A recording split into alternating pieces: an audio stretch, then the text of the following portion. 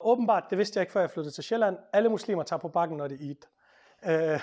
Jeg ved ikke hvorfor, om det er fordi det er gratis eller noget andet. Men lige den dag, der var der 80% af alle, der var på Bakken, det var muslimer.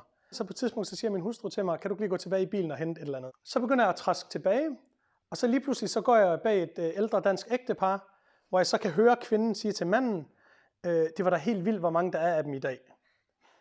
Og så tænker jeg, er det sådan myggende, eller hvad er det, hun taler om? Men jeg tænker, det er Eid, let it slide, det er ikke i dag, du orker det her. Så jeg ignorerer det, og jeg lyver ikke for jer, der går ikke 3 minutter, så er jeg nået til indgangen ved Bakken, og så er der sådan 3 andre sådan ægtepar, ældre danske ægtepar, der står i en cirkel, og så hører jeg kvinden sige til resten af selskabet, jeg kan vide, hvor mange af dem, der taler dansk. Så jeg stopper op, og så lytter jeg til resten af dialogen, som forløber nogenlunde sådan her.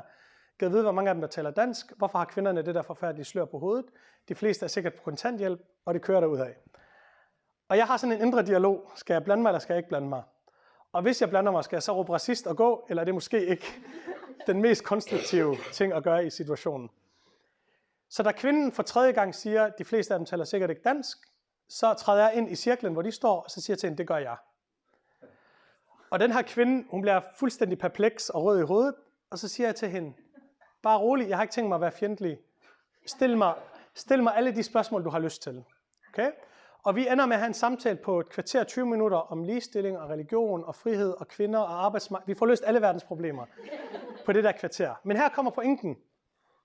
Da kvinden hun skal til at gå derfra, så kigger hun på mig, og så siger hun, jeg er rigtig, rigtig glad for, at du stoppede op. Du er den første udlænding, jeg nogensinde har talt med. Okay? Du er den første udlænding, jeg nogensinde har talt med. Og det var i 2018. Det var ikke i 19 et eller andet.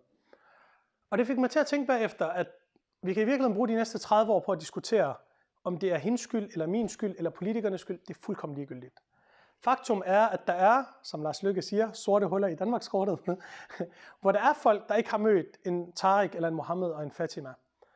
Og lidt karikeret, så plejer jeg at sige, at hvis jeg hed Jytte og var 72 og boede op i Hjørring, og det eneste, jeg vidste eller hørte om muslimer, det var det, jeg så i tv, så ville jeg også stemme på Dansk Folkeparti. Hvis det var det indtryk, jeg fik.